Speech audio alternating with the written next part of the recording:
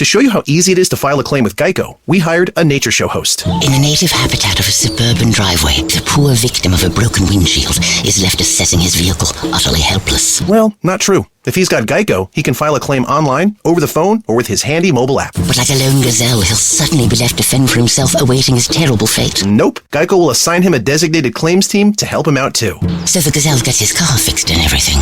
Wow, nature is so cool. Geico. Great service without all the drama. This is the Dan Le Batard Show with the Stugatz Podcast.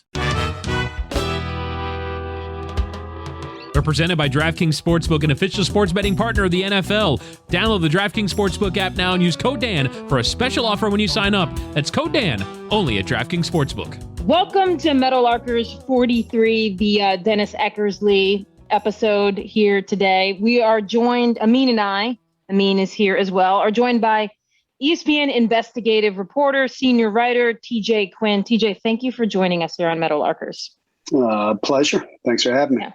So we've tried to, over the last few months, check in on the Brittney Griner story, make sure that, unlike a lot of media outlets, we are trying to stay on top of it, offer our listeners whatever the latest is, whatever the background is. And I think since we have you on, I'm also interested, and I don't know if Amin might be as well, in addition to a lot of the information about Brittney, I'm just interested in, as a reporter, how you go about trying to report a story like this, which can be very different than some other investigative pursuits previously. So, but just off the top, TJ, can you tell us, in February, when the New York Times, I believe, broke the original story, but how you started to get involved and kind of get your footing on this? Yeah, nobody knew about, outside of the people immediately involved, nobody knew about it until March 5th. That's when that Times story was. And they were writing off of a story from TASS,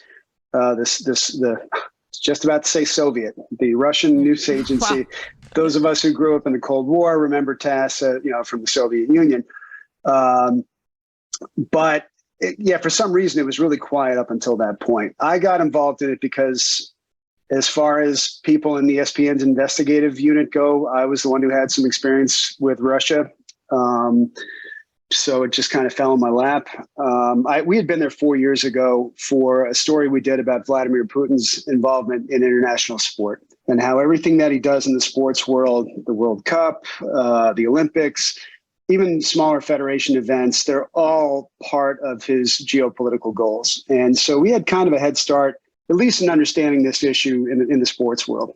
And one of the things that we knew from the start was, two things are true. One is that Vladimir Putin's government absolutely has a history of framing people on drug crimes in particular. And we also know that sometimes athletes do dumb things and get caught doing it. So either was possible. It's, we're at a point now where she pleaded guilty, and a number of people in this country have taken that to mean, oh, that means she definitely did it, because why else would she admit guilt? Sitting here today, I don't know for sure that she did. Just because she told a Russian court that she did what she was accused of, bringing vape cartridges with hash oil, it was a foregone conclusion she was going to be found guilty. And the people involved also know there was no way Russia was going to agree to a deal to send her home unless there was an admission of guilt. So whether she did it or not, in the Russian court, she was going to be guilty. Whether she did it or not, she had to admit it. So is it possible that she did? I don't know. But the U.S. government decided fairly early on in her case that she was being wrongfully detained. That happened, I believe that was in May, they made that decision. So since then, everything about the trial was just kind of theater. Russia kept saying, we won't even discuss a deal until the court system is finished. Even though the rest of the world and any objective person, knows how ridiculous the criminal justice system is there, Russia requires everybody to treat it as though it's real. And so when the U.S. government talked about maybe making a prisoner swap to get her home, Russia was adamant, no, we won't talk about this till it's over. Now that it's over, the number of people I've spoken to have said we're in a really critical phase. This is right now where it's being hashed out. It doesn't sound like a deal is imminent, but one thing I've learned in this topic over the past 5 months is you don't hear what's going on until it's over. The people I talk to who are involved say that they are optimistic, but they also know when you're dealing with Russia, things could blow up at any second. You could have a deal that you think is all set and signed off on, and somebody from the Kremlin comes in and says, no, we're not going to do this. I want something else. And it could all blow up. You don't even know always who you're negotiating with in Russia. It's not just the Kremlin, the FSB, the foreign ministry. Sometimes it's elements, warring factions within those groups. So these things are incredibly tricky. It's never as obvious as the swap that people, in the general public think are being discussed. But right now, from what I've heard, the fact that it's very quiet, we're not hearing any bluster from the two governments, that's a really good sign for Brittney Griner. TJ, what are the complications in reporting a story like this, that takes place in Russia? And how has that changed from the story that you did 4 years ago? Well, Russia's changed dramatically since then, right? It was a very different time. I'm not getting political, but just objectively, it's true that Donald Trump's relationship with Putin was very different than Joe Biden's. We went over there. Look, even when we went, we got pretty good warnings about how to conduct ourselves. Don't bring your own phone. Don't bring your own laptop. Bring burners, because as soon as you open something there, it will be infected. When you bring it back, don't even turn it on. Hand it to your IT so they can wipe it. We were warned you will be surveilled. Don't try to detect it and don't try to avoid it. Because if you do, they'll see that as tradecraft and they'll treat you like a spy. Again, this is people in the U.S. intelligence community we spoke to who said all their journalists are spies, so they think all our journalists are spies. But as long as you don't act like one, they won't treat you like one. But you should have seen me checking, my bag before I went over any prescription medication, anything I had, because they will grab people. Now, of course, with the war in Ukraine, it's completely different. We did briefly talk about going over there, and it was made clear that it was described to me as a spectacularly bad idea. So that idea came and went quickly. But the biggest thing is you can't go over there yourself. You can't try to talk to her. You can't just go talk to the lawyers that she has over there. You don't really have access to the government. So all the information that we're getting is really through people in this country, whether it's the State Department, the White House, anybody who's around Brittney Griner. No matter, they may be right on every point, but they still have a vested interest in this. And whether, Brittney Griner is being wrongfully detained or not, I need to keep in mind with every one of these people I talk to, they do have an agenda. Most people may agree with it, may be just. But when I hear, when I ask, how is she doing over there? I'm hearing what they want me to hear. I have no way to objectively confirm that. And the fact is, it is in her supporters' interest to not paint too dramatic a picture. They can't say she's being horribly treated, because that could create a whole, another level of problems. I don't want to say she's doing great. I can't imagine she is. Prison system in this country isn't exactly a spa, and Russia is a lot rougher than that. So you don't really know. You're limited in who you can talk to, but there's also another level to it. Like any other investigation that I work on, you get as much as you can, you go with it, you judge the news value. But here you've got a whole other level of, especially early on, are you repeating Russian propaganda points? Are you doing something that could potentially put her in danger? In the sports world, we may act like everything is an issue of national security. This is literally an issue of national security. We act like it's life and death. This one actually affects the life of a woman who's been over there for 6 months. And you always have to make decisions with that in mind. When you went over 4 years ago, and it sounds like, TJ, I assume you're talking about the ESPN security that is telling you about, the threats of various countries. No, that was actually U.S. intelligence. We had reached out to people at a number of agencies. We did, of course, consult with ESPN, because they won't let you go anywhere. They won't let you go anywhere with that. I had to have a bodyguard in Vegas, which was, to this day, don't understand. But anyway, they don't mess around. But we went to the intelligence community for advice about what to do. Yeah, I'm sort of, in retrospect, feeling exposed about when I went over there in 2017. Nobody tried to stop me. Nobody told me not to bring my own phone. Nobody gave me any pointers, really. They were just like, good luck. And that was the year I went over to actually Ekaterinburg, which was the team that Brittney and at the time Diana Taurasi were playing for, UMMC. And so when in early March, as you said earlier, when we first heard that Brittney was detained and subsequently, deemed unlawfully, my main question on the table was, is her team, her Russian team, going to be able to step in before this escalates to where it has gotten? When you were in the early stages, did you have any intel? I mean, I know one of her teammates at UMMC and one of the administrators on her team was at her trial, but was there ever a phase where there was going to be a point where maybe her team could step in and keep this from escalating? I think that's what they were hoping for early on. Because if you remember, until the U.S. State Department made that declaration she was wrongfully detained, they were trying really hard to keep this low key. And they reached out to us and pretty much anybody in the media saying, please, we're trying not to make too much of this. Because even though, look, we're all aware of what Russia's history with this is and what she faced over there and the dangers she faced.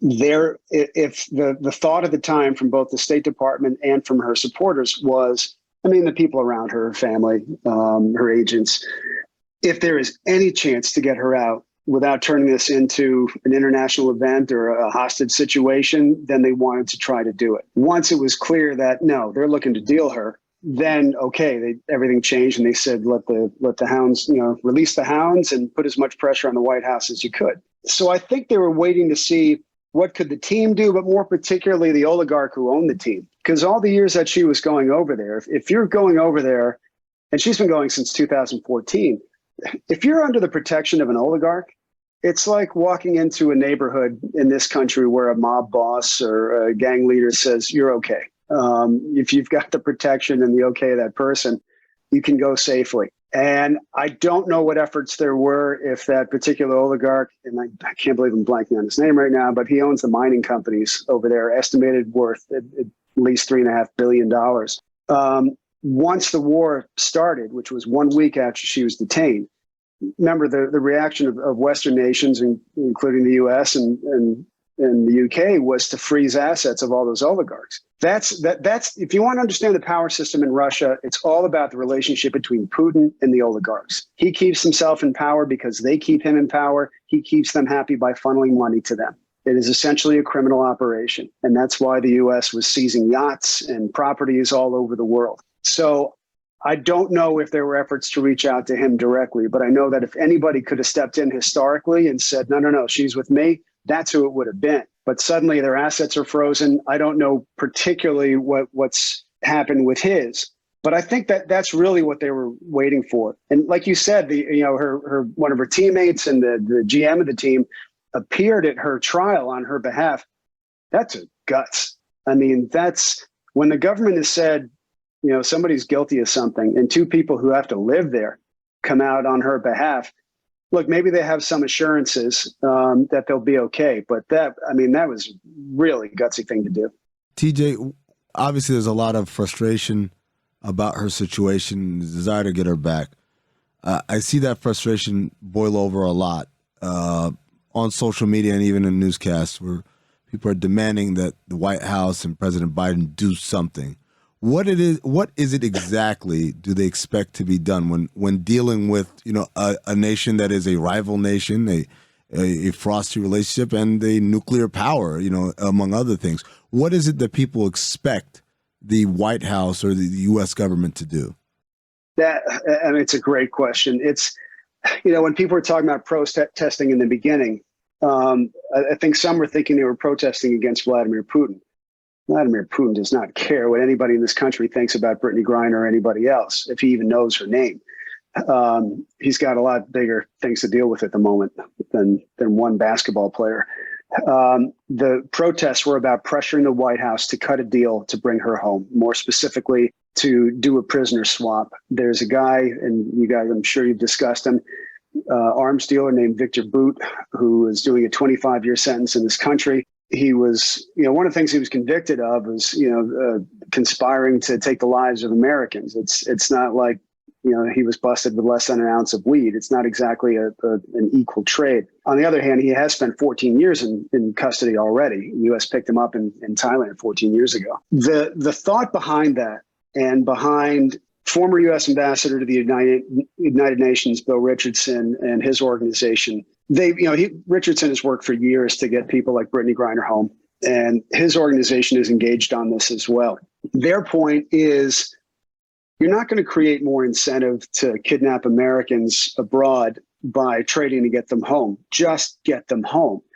Now, there's a fascinating piece that was just published in the journal Foreign Affairs today by Professor Danny Gilbert, who we've interviewed a number of times. She's kind of, I would say, the foremost expert on state-sponsored hostage taking, making the case that, yeah, actually, it does create incentive, but that doesn't mean you don't do it. It means that the efforts should be put into preventing nations from doing it in the first place, disincentivizing it, and making sure that you punish people who are involved. Now, the White House announced executive action, I believe it was in July, by President Biden to do, I think it was August, whatever, it all blends together, essentially to do that, to designate Russia as a country where people could be illegally detained, tools to let them go after anybody who was involved in the illegal detention of an American. There are a number of steps. I'd encourage anybody to find Danny Gilbert's piece in foreign policy, foreign affairs. And, when you talk to people in the government, they say, look, we get it. The families are frustrated. They want us to make a deal at any cost. If you're Brittney Griner's wife, if you're her family or a sibling or anybody in her life, you don't care about U.S. foreign policy or geopolitical goals or what this does to NATO, you want to get them home. So they understand that. But there's also, you hear frustration from them saying, hey, we're just as invested as any other person in trying to get Americans back. We want to do this. People overlook the fact that you're dealing with Russia, which is not exactly the most reasonable negotiating partner. They're the ones who have her. They're the ones who are setting terms. They're the ones holding her. And that the U.S. can't just do this at any cost. One of the stories that came out, I forget who was it, broke it might have been CNN, was that Russia had asked in return for a Russian national who's in prison in Germany right now for a murder he was convicted of in Belgium. The U.S. has no say over that. And the reaction from the U.S. State Department was, well, that's not a serious response. And when I talk to people who live in this world, they said their theory was Russia knew we wouldn't agree to that, but it's a way to put a wedge between the U.S. and Germany, anything to destabilize relationships. So there are probably things that are going on that we don't hear about and may never hear about. People are still optimistic she'll come home, and we may hear about some kind of swap, Victor Boot and maybe somebody going there for Brittney Griner and Paul Whelan. But there's a very good chance there will be elements of this we never hear about. What's your best guess for Russia's motivation behind all of this? I mean, with the huge caveat that I couldn't begin to get inside the mind of Vladimir Putin or anybody who works for him. What we know from their history is they are purely transactional. There's a guy they want. This is a way to get it. So, I mean, there are multiple goals, really. One is they've wanted Victor Boot for a long time. He's become kind of a folk hero over there. And from what I understand, there's artwork that he's done that's displayed around Moscow. Somebody is really interested in getting him home. I don't know who it is or why, but they want him. But on the other hand, it's also one more way to make Joe Biden look ineffective and weak, which is absolutely a goal of Putin's. Anything to destabilize this country and to stir up political unrest. One of the calculations in this, you've got Paul Whelan, who is a white male, former military in his 50s, Brittney Griner, who is a black lesbian who has been very active. There is absolutely a political recognition that if you bring one home, you're going to set off a firestorm if you don't bring home the other. And Russia has a media ecosystem and its use of social media that is designed to inflame those U.S. divisions. I mean, the record is so clear and so substantial through every election. I can tell, anytime I tweet anything about this, these bots start coming. It's like almost like there's a shift change in Moscow, where all these accounts that were created in the last month with 2 followers, and both of those are porn sites, suddenly repeating all the same talking points, and they get in your feed and they just try to stir it up. So that's always a motivation for what Russia's doing, just to mess up U.S. politics. I mean, to that point, when this topic comes up, just in like out to dinner with people, conversations over the last few months, there's like this default thing that people are saying, which is, well, if it was LeBron James detained over there, we'd be talking about it nonstop. And I'm like, if LeBron James was detained over there, Russia would be asking for us to like resurrect bin Laden or something. You know what I mean? There would be some astronomical cost associated with it. I just think you can almost see the machinations of what Russia is trying to do work in the U.S. as we start. Not that I don't think that there's things that play about the reason why Brittney was over there. There being inequity in the sports world, et cetera, et cetera. That's separate from how we're actually dealing with it right now and trying to get Brittney Griner home. I don't sense, and I have not been, reporting this story over the last few months, I don't sense there's disinterest in the U.S. government because she's a female athlete. I don't know whether, as you've been reporting it, TJ, there seems to be any sort of lesser motivation because of that you have noticed. No, look, there's certainly less attention. And if LeBron James had been grabbed, it's hard to imagine 3 weeks could have gone by before anybody noticed, right? That's just the difference in the level of celebrity each of them is. Kate, you're absolutely right. I mean, anyone I've spoken to has said if they had LeBron, they would be asking for the moon. It would be way more valuable to them because of the amount of pressure it would create for the Biden White House. I'm not relying so much on my conversations with people, directly in the U.S. government, because, what are they going to tell me, that they're disinterested? No, they seem to be motivated, but you have to go by actions. What I can tell you is that her case is moving more quickly than similar cases have gone. Paul Whelan has been there for almost 4 years. He was not declared. He was in pretrial detention for 18 months. And it wasn't until after he was convicted that he was declared wrongfully detained. Same with Trevor Reed, who was former Marine who came home in late April. So hers has actually gone more quickly. What I'm relying on, though, are the people around in Brittney Griner's world and other independent people who are experts on this. And what they tell me is they believe that the government is engaged. They believe that the State Department has a priority. Now, they may disagree with some things like, the timing. You hear some impatience. 1 day in a Russian jail would be too much less 6 months. But when you talk to them, what they say is they really feel like our government is working in good faith, and they understand. It's when I hear people in the State Department saying, look, we know why they want to put pressure on the president, but it doesn't help anything. We're motivated to do this. But when I talk to Paul Whelan's siblings, for example, they're like, no, we get why people do that. It's if Biden is the guy who has to sign off on the deal, wouldn't you do absolutely everything you could to put pressure on him? I can't say if the pressure has helped or not, but there's also a sense in those people that I talk to that, maybe it has pushed it. And maybe if it was LeBron James, there would be such a continued outcry, and every member of Congress, or at least half the members of Congress, would be screaming to get him home. Half would be screaming to keep him there. But there would be a lot more pressure on him, and maybe they make a deal more quickly. I don't know. But like I said, the people around Brittney Griner seem to feel they're operating in good faith. TJ, when you mentioned at the outset that part of the reason you got tapped to cover this story was because I assume it was for the World Cup in 2018 that you did a piece on Russia and Russian sport and Putin. Did you learn anything in the process of reporting that 4 years ago that has at least influenced how you think about what is happening now? Oh, absolutely.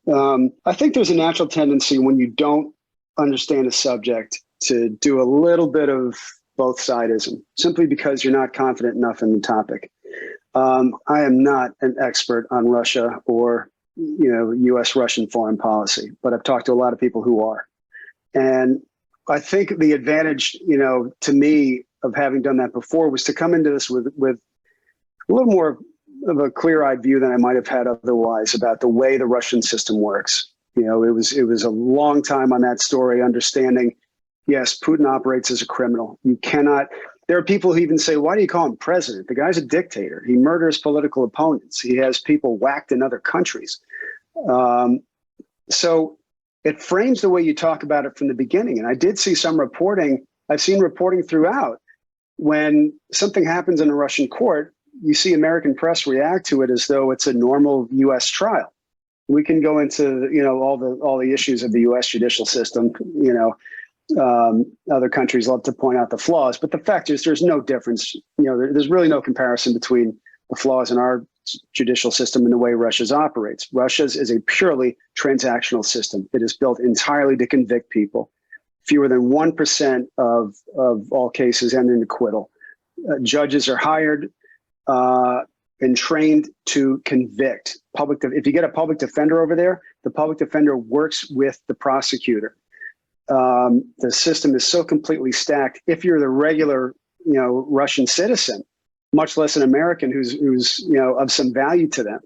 So I think that experience helped a lot, and also just being able to reach out to the sources right away, who I talked to before, who were able to quickly get me up to speed on the Russian legal system.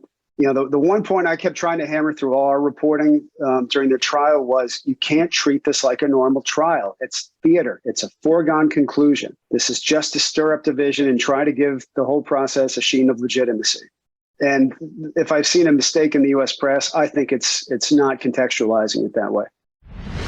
Hey everyone, we always say support the people who support the show. Visible is wireless, powered by Verizon, and they've come on board as a new sponsor of the Dan Le Batard Show with Stugatz, and we want to make sure you show them some of that infamous Le Batard love. Stugatz Army, Cody Cavalry, Guillermo Mafia, get ready to show your support. Visible starts at just $30 a month for a single line plan, and that includes taxes and fees, no family plan needed. Now your family can move over, and you can become an official member of our family. You get unlimited data, talk, text, and hotspot with 5G included, so anywhere life takes you, a lacrosse mitzvah, a last-minute trip to Canton, Ohio, Visible has you covered. And now Visible has a new plan that includes 5G, ultra-wideband, and global calling. To set yourself up for a wireless win, switch today at Visible.com. That's Visible.com. 5G ultra-wideband available only on the Visible Plus plan for data management practices. Learn more at Visible.com. Additional terms apply. Where do we go from here? I mean, she's in Russian prison. You said that probably the silence on both sides is a good sign that means negotiation is happening. But beyond that, is this just, are we looking at waiting out 9.5 years or whatever her sentence is? Yeah, it's a 9-year sentence. It's, the people I talk to say with confidence, it's not going to be that long. Does that mean a week, 2 weeks? Does that mean 6 months? It's hard to say. Like I said, Trevor Reed was there more than 2.5 years. Paul Whelan has been there for almost 4. They wanted to come home too. There's no way to put a date on it. Right now, she's still in a Russian jail. Well, everything, of course, it's Russian, whatever. She's in a jail in Moscow while she has filed an appeal, as expected. What people on this side of the ocean, of the hemisphere, of the globe, are hoping is that she doesn't end up getting sent to the penal colony that she's been sentenced to, because that's a whole other ballgame. There's a real chance for. These are work camps. They're prehistoric. It's also a place where, being a 6'9", black woman who's a lesbian in a country that is, incredibly intolerant legally, officially, of the LGBTQ plus community. That's where her identity and her celebrity could make her a real risk for abuse. So right now, if she's in a jail instead of that penal colony, she's in a much better position. the people I talk to, they seem fairly impatient, but they get that, look, this is what needs to happen. It's at some point what you'd expect. I mean, usually you don't hear anything until somebody's on a plane and out of Russian airspace, and suddenly the word goes out, Brittney Griner's been released. In this case, the sense I get is that if there is not progress, or if the U.S. government feels the Russian government is not dealing in good faith, we're likely to hear something from the State Department again. I mean, when Secretary of State Antony Blinken spoke up last month admitting that there had actually been an offer from the U.S., that was completely unprecedented. And it sounded like it was because they were just frustrated with what they were getting back from the Russians. So the next thing you hear will either be, she's on her way home, or that the U.S. is throwing up its hands and unhappy with Russia. I'm going to pitch a podcast here, a separate one than the Meadowlarkers, but I listened a couple weeks ago to 544 Days, which was Jason Rezaian, detained in Tehran for whatever that amounts to, almost 2 years. And it was similarly to what you've been articulating today, TJ. Did you listen to that? I have, and I've had the good fortune to talk to Jason a couple times about his there as well, and his book, which is a fantastic read. And just the nuances of the last minute hangups that can come up in some sort of swap or exchange that he details in 544 of like, no, your wife can't get on the plane with you, and it holds up the whole deal. And I mean, just down to the last minute of these things, it being up in the air.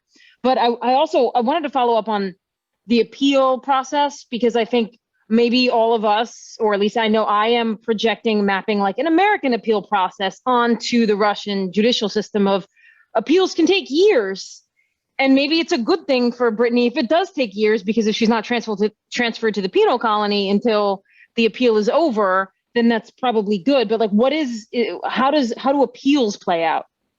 The first thing about Russian appeals is they are almost uniformly unsuccessful, right? So, I mean, again, it's a foregone conclusion. It's more theater. And from their standpoint, it's their way of saying, hey, she's getting a fair shake over here. From the U.S. government standpoint, it's a way of knowing that she's in a secure place until this is finished. I've talked to people who said that their big fear is that somebody in Russia says, to hell with this, put her in the penal colony anyway. That would be incredibly upsetting to the U.S. government. What could they actually do about it? I don't know. This isn't like, people I've talked to who are held in places like Syria or Somalia, where you can send SEAL Team 6 in to get them out. This is, I mean, like you were saying, this is a nuclear power. You can't just, send in the commandos. You are at their mercy to some extent. But the fact is, Russia's motivated as well. They want to get these guys. It was interesting that the whole thing last week with over the weekend with Dennis Rodman saying he was going. I haven't seen any evidence that that's actually true, but I spoke to a number of people who said they could absolutely see a scenario where if he did get involved, Vladimir Putin would want to make it look like Rodman was the one who got her out, because it would make Biden look foolish. Yeah. And then it would be, and then you give the whole social media monster in this country something to chew over, and they just sit back and crack up while the U.S. tears itself apart. So the U.S. government, State Department was pretty quick to put out a statement saying this would not be helpful. They can't, our government cannot prevent him from going. And it's up to the U.S., there's a do not travel order, but it's not enforced. If he did go over there and met with people who are being sanctioned or by the U.S. government, he could potentially be prosecuted. But I mean, that would be a hell of a political move to try to prosecute somebody for trying to get somebody home. Whatever. But just, I mean, Kate, it's like you said, all these wild cards that can come down to the last second.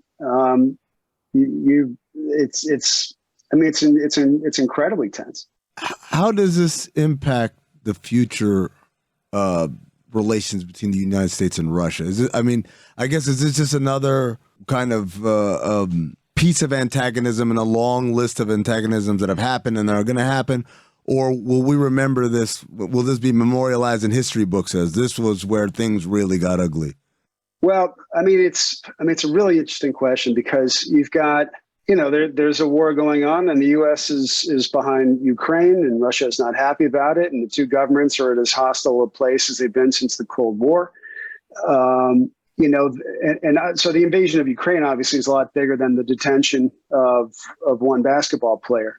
But what was interesting is the fact that there are channels at all.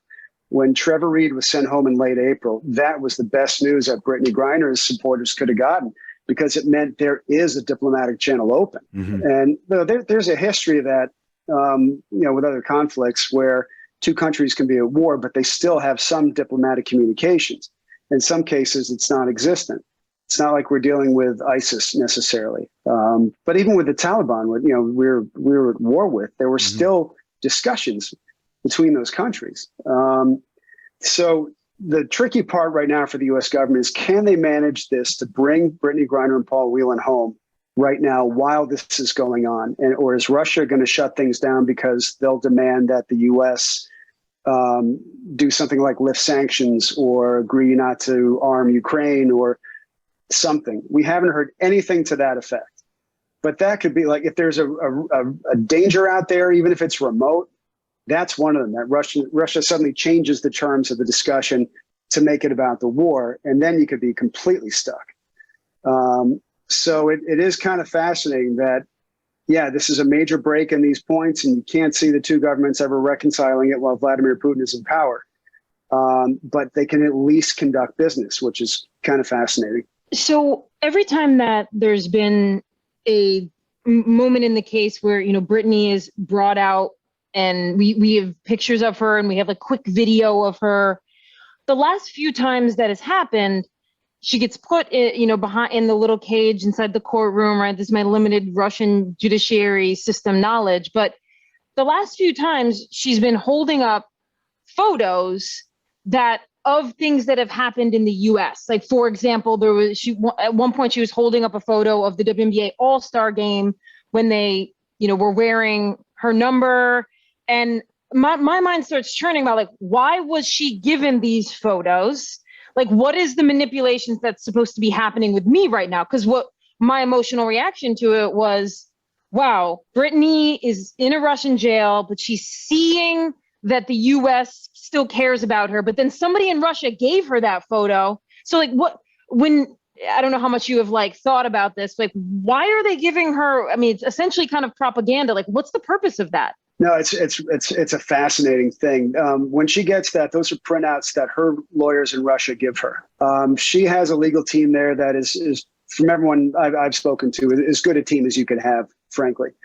They work for her, not for the government. And of course, there are limitations to them, to what they can do because of the system and the fact they have to live there. But early on, I think one of the first times she was brought out for a hearing, her people over here saw that she was able to carry something with her and recognized that as a potential way for her to send a message home. And so that's really what she's doing. It's sort of a shout out to people here. Hey, I know you're there. Particular her wife, Sherelle, she's gotten information. She's gotten letters from people that her lawyers are able to bring to her. It's all heavily monitored.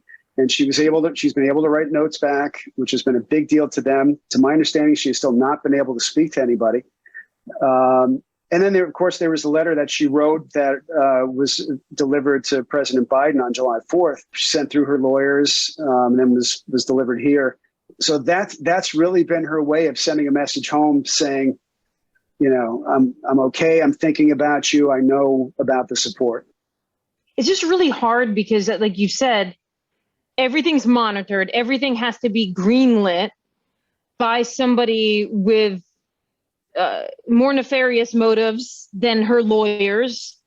So you're constantly thinking, well, why did they let her write a letter to President Biden? What and how, I guess at that point you just assume that they wanted to stay in the media to some degree. They want to continue to have her value be high. I mean, I just assume that these are the reasons why anything at all is allowed. I think that's exactly right. It's all those things. The more we talk about it over here, the more pressure there is on the White House to make a deal that Russia's happy with. If this was all really quiet, the Biden White House could be as patient as it wanted to be. Again, I'm not saying they're trying to slow roll it at all, but just they have in mind what they think is reasonable and what isn't. The more pressure there is, the more likelihood that the president picks up the phone and says, get this done. So Russia has the same motivation that they do, that supporters of Brittney Griner do, create pressure on the White House to make a deal. Earlier, you talked about how, at least to this point, what's happening with Brittney Griner has not been directly entangled with what's happening with the incursion in Ukraine. It was just announced that the U.S. has agreed to send $3 billion worth of arms to the Ukraine. How does that impact Brittney's situation?